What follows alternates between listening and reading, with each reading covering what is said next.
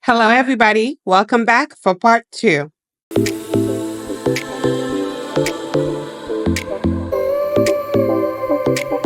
I keep going back to that episode of Dr. Phil when that boy slapped the mom, right?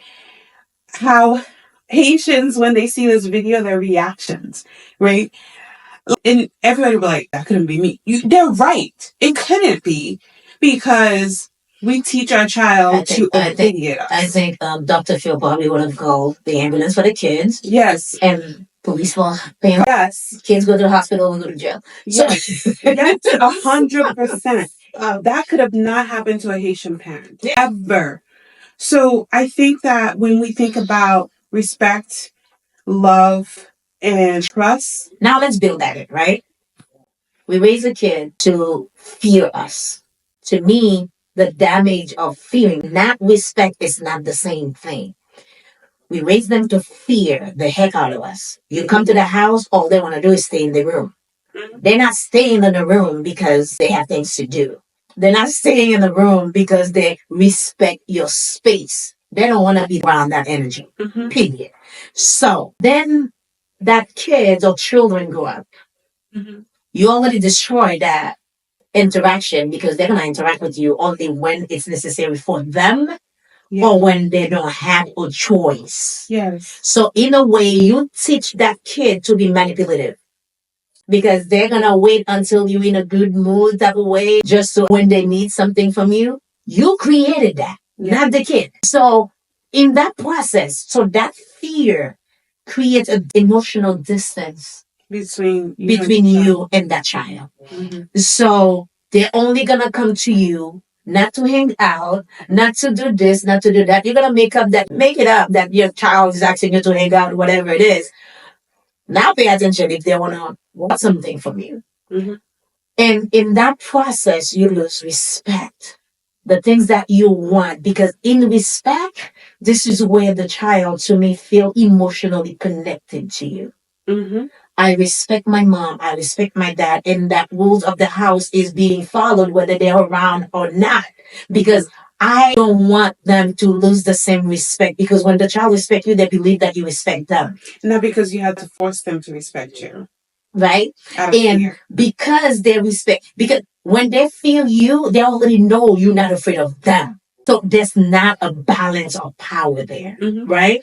But when you raise them to respect you, because you already emotionally connected to them, because you can talk to them, because they can express themselves, because they can talk to you, because they can self-regulate because you taught them that, then they also believe you respect them. And there is nothing to me more powerful than when a child doesn't want to lose the respect of their parent. But guess what? They have to respect you first. And you have to teach them how not to feel you, but respect you. Yeah. A little of fear is more than enough for them to it's okay for kids to fear you, but I believe that at a certain age. Depending on the age. But not fear you, not try to gain respect out of fear. I think children, you're supposed to be afraid of your parents, but not out of respect. Not to build respect. You know what I mean? It is different. Right? It's okay. I think my children fear me, but not in a level that's like, oh my God, if I don't do X, Y, and Z, I'm going to get a beating. They don't fear me for a reason. They fear me because I install... They protect themselves. Yes, I install it in themselves. Right, I install it in them, but it's a healthy fear. It's not like, oh, if I'm not afraid of this person, then... I'm going to use an example like we said earlier. I am afraid to lose my mom's respect for me. Yes, exactly. That's the type of fear I'm talking about. Not because I'm going to be punished, but this is so important to me that my mom respects me, that my dad respects me, whoever the parent is, by the way. So because it can be grandmother, grandfather, whoever raised me. So I'm so focused on not losing that type of respect for them. So when they talk about me, not because they're making me feel uncomfortable. And the other thing that comes into that, there are many reasons as to why a child or children may not have respect for you, right? So you created fear. we replace fear with respect.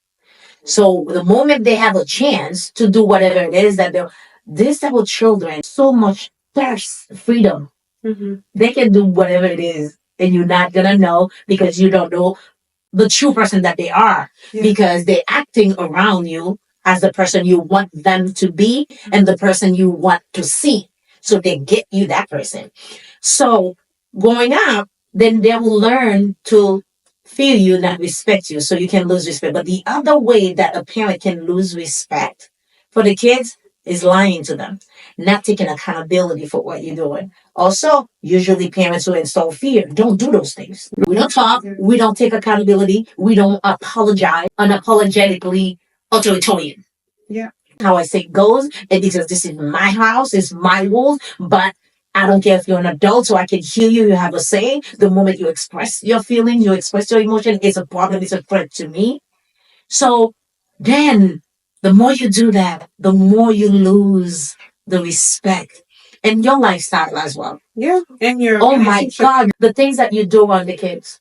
Mm-hmm. Your lifestyle includes not apologizing. That's a lifestyle. So that's the value you're installing in your kids. Not whatever you do, that's what it is, and you'll find excuses instead of saying, you know what, I did wrong. Yep. You can't own anything. You can't apologize for anything.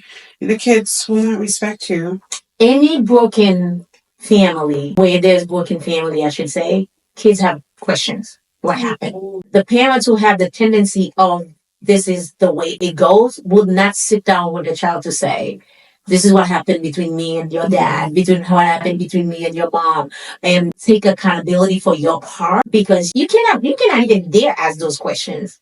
Right? So you see, little by little, we're losing that respect. But then they're trying to get the kid to be on their side. So telling the truth or telling them the accurate version on both sides of the parent, that wouldn't work if you want the kid to love, and if you're trying to alienate that kid from the other parent. You're not going to tell them the part you played in it. You'll never see the part you play when the relationship break down, because you want them to be on your side. It's about picking a side instead of being honest. Not everybody does. They'd rather do raising out of guilt, you know that. Right. They'd rather do raising them out of guilt instead of admitting. And then what they don't get is when you do that, and as the kids get older and they get their own truth, which may not be the actual truth, because they're hearing it on one side, and you refuse and you're shutting up and you're lying about it instead of sitting down and hear what they know or they think they know, right? So then you create that distance between you and them, and then it's my way or no way. Mm-hmm. And then you lose that respect. It goes back in losing respect. When you cannot have a steady relationship around your kids, you cannot set that example of this is what a healthy relationship looks like. This is what, fighting for a good relationship looks like. Nobody is perfect, because in raising those kids, you're molding them. Mm-hmm. What you do around them, it's what you actually, my daughter told me that the other day. I wish parents understood what they do around their kids. It's what they're molding the kids to become. Yeah. It is. Your kids copy everything you do, especially at a young age, because they don't know anything. They're the role model. Imagine you flipping the relationship, whether it's a girl or a boy or whatever. So, you know what I mean? You can never keep one around. Not only they're confused because they can never get used to somebody. What I learned recently is two ways that can happen to someone who grew up around somebody who go through relationship. They go through changing the shirt. Is one, they can see it as, I will never be in a relationship like this with anyone. And they will set up the boundaries from the beginning of their relationship when they say, you know what, this is what my mom does. This is what my dad does. I would never accept none of those things from you, which is healthy though. I did the same thing. Which is very healthy. Yeah. And the other flip side of it, they will take it because they think this is okay. Yeah. They will allow somebody to do that to them, because my daughters called me on that because their father used to do that, and they called me on that. And it's like, no, you cannot keep on letting him do this here, because this is what you're teaching us. It's okay. This is what you're teaching our brothers. This is what you're telling them to go and do to somebody else's child. Yeah. They called me on that. So on the other flip side of it, you can have a girl who promiscuous because this is what my mom did, this is what my dad did, going through relationship with whatever, right? So if you are the role model, to me, it would that said, there is no better compliment when your child goes into a relationship to say, I want that person to be just like my mom. I want that person to be just like my dad. This is a really hard thing to hear. Oh, my mom used to do this. I don't ever want to see that in a partner. My dad, this is how my dad treated this. I don't ever want to see and smell it from you. So I didn't live with my mom full time because she was going on missions, and so I grew up with people from the church and stuff. But when I would spend time with her and with her new husband, he wasn't a good husband. They lived in a domestic violence relationship, right? Up until now that she's here. But I witnessed it and I never understood why she allowed this man to abuse her. And sometimes the abuse would transfer to me, right? Two things I always said when I had a child, when I had children in general, when I had a family: no man is ever going to lay a hand on me, ever. And no man is going to lay a hand on my children. I don't care if the children's father. You're not going to lay a hand on my children. I will call the police on you and I will have you arrested. I will do all these things. You will not lay a hand on me or my children. And I will never leave my children behind. If whatever situation I found myself, homeless, no home, no job, nothing, no prosperity, I will sleep on the street with my kid. My kid will not be on one side and I'm on one side. Because that's what I experienced. And I told myself. The role model, that's what they thought, that's what you saw. Exactly. So at a young age, I knew I would never choose to be in a domestic violence relationship. The minute a man cross that boundary is the minute you are out of my life. And also, domestic violence doesn't necessarily just mean physical. No. It's mental, it's verbal, it's body intimidation, because sometimes the person comes to you with their body language as if they try to. Posturing is a sign of domestic violence as well, because you're trying to get you to be afraid of them. But anyway, that's another topic. Mm-hmm. But what I picked up growing up, and this is why I said I was always outspoken. I was very smart at a very young age. I knew what I wanted when I didn't want it, and I knew what I could give to a child of mine that I didn't have. I chose, there's always 50-50 chance of you either choose the upbringing you have or choose differently. It's 50-50, right? But I was in that 50% where I said, that's not what you want. That's not my life. Yeah. No man is ever going to lay a hand on me. No man is going to disrespect me. No man is going to cheat on me, because the moment you do, you're no longer part of my life. And you know, to me, that's going to be a different topic as well. My thing is, the moment I lose respect for you, I don't care what you can give me, provide for me. The moment I lose that respect, I am very patient, as you know that. I am not. Like, I know. But the funny thing is, I run my life the same way with every relationship. I trust you until you give me a reason not to trust you. I'm there with you. I'll walk with you until you give me a reason not to.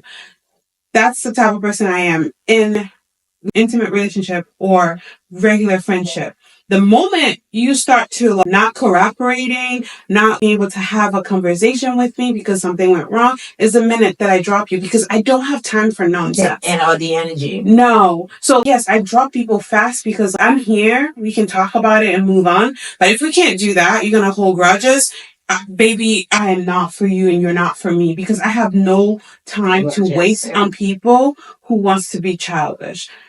That's how I run my life, because I don't want my relationship to turn into toxicity. Right. So the heavy energy. But I'm not 100%. There are relationships that have holes, but because I understand the person, I understand who they are, I keep that friendship until somebody else says, reevaluate that. And then I reevaluate, maybe you're right. But I also understand where the person is coming from. But if there's question mark. So when you put all this, create fear versus respect, when you get to create fear versus respect, and then it gets into trust, lack of trust. Mm-hmm. The moment that is afraid of you and I'm questioning your lifestyle, and then I'm losing, when your lifestyle get into a point that your children is losing respect respect for you because that, so you create the fear. There's no relationship. Right? So we create the fear, right? Instead of respect. And then they start losing respect for you because of your lifestyle. There's no relationship. Right? The moment that happens, you lose the trust. And the moment there's no trust, because mind you, they're still gonna love you. Debatable. Well, you know what? I disagree. I think that your kids love you no matter what. My partner here, Ben, disagree with me. So she'll tell you her part. But for me, the moment the child is born, especially if you're around as a parent, I'm not talking about popcorn style type of parenting. That's what I'm talking about. But you'll be there, you're consistent, you're not thinking that you are dead at a certain point of your life, and you are there. That's what I'm saying, debatable. But if you're not there, and your popcorn pop out, right? If you're not there, that the child will love you. I agree, but that love have an expiration date. I think it's not gonna be as strong. I don't think it expires. I don't think because so I think the child's gonna love or children's gonna love you no matter what. If you're But there. because I have people that I love, but I love them from far away. That's why I say the love's gonna. So I have people right now. If I hear that they need me, I will break anything to be there for them. But I'm not spending. If they're not in need, I'm not calling to be spend with them. I'm not going to the house. You know what I mean? Yeah. Because of whatever it is that they created, the love is there. I have someone that I know and I love her very much, right? And I was telling there that the other day is I love this lady. I don't care what I am doing, where I am. If she's in need, I am breaking anything to go to her and be there. But she has to be mute, right? Love from a distance. She has to be mute. If she cannot talk, I'll be around her all the time. Because the thing is, she has no filter. She doesn't know what to say around people. Did you used to watch The Golden Girls? No. Oh, God, watch The Golden Girls. Sophia. Watch one episode of it. Sophia, and you will see, come back and you will see what I'm talking about. If you guys have not watched The Golden Girls, check it out. One episode and focus on Sophia. So that's the person I'm talking about. So Sophia, the moment she gets somewhere, sometimes her daughter will put her hands over her mouth. Nope. The love is there to come back. I think the kid's gonna love you. But the difference is gonna be, did you create an atmosphere, a setting, or an environment enough for them not to just love you, but like you and want to spend time with you, respect you because they want to hear your opinion in every aspect of their life, not a specific one because they know you're good at that one. You're the person to go to because I need that one. But in trust that I trust you with my heart. I trust you with my relationship. I trust you to give me guidance. I trust you because I've seen the lifestyle that and you see, and I crave that. That's what the difference to me is. I can like you but not love you. I know that. I actually sometimes I'd rather somebody like me. I can like you and not love you. Sometimes I'd rather somebody like me. If I like you, I can tolerate you. You can be comfortable around me. Right? I think the liking is what makes you feel comfortable. It's different for me. I want to like you and love you, but I can like you and stay away from you and not want anything to do with you. But if I love you, you're with me forever. That's the way I view it. You're mine forever. You're in my circle forever and you're never going anywhere.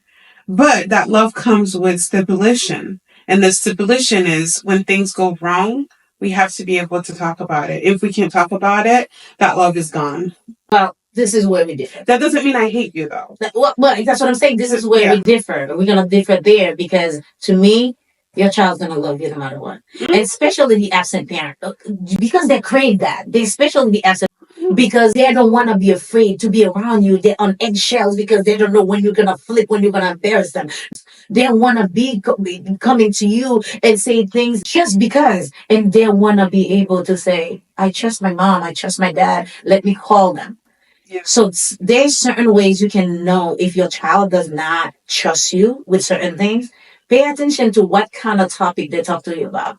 You told me all the time my kids are too comfortable. Yes, they're way too comfortable with you, which is something.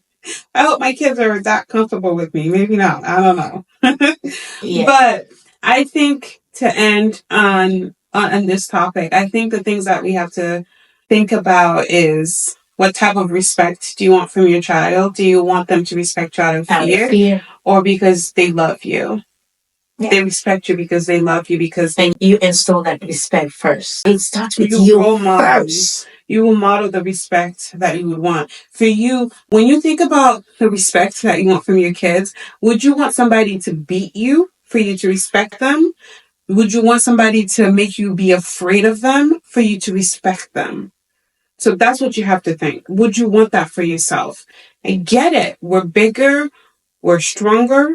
Therefore, it's easier to make our kids fear us. But would you want that yourself? Would you want your husband or wives or partner? Would you want them to beat you to respect you? Or would you want to be afraid of them and able to respect them? If that answer is a no, then start to think about ways to install respect within your child. Trust. And trust within your child. Build trust within your child without having them being afraid of you. It's okay for them to be afraid of you, the good kind of afraid of you. Afraid that they're going to lose your respect. Afraid that they're going to disappoint you, right? Afraid that if they do something wrong, they're going to disappoint you. Not because you're going to give them a beating or not because you're going to give them a harsh punishment. Or you're going to take something away because you want to manipulate. Exactly. The situation. Exactly. Right? You're going to take your time and emotion and love away when we say take something away. Or not financial something support. Physical. Financial support. Yeah. Oh my God, that's a big one. But anyway. Financial support. So think about it. Scared them to death. Think about how you want your child to respect you, how you want them to trust you the next time they do something that you feel disrespected. And think about what type of disrespect it is, which is going to lead us to our next topic, respect versus self-expression. I'm going to leave you there. And if you worry about your neighbors, strangers, thinking negatively about what you're doing or how you discipline your child, just think about shut up until you're there.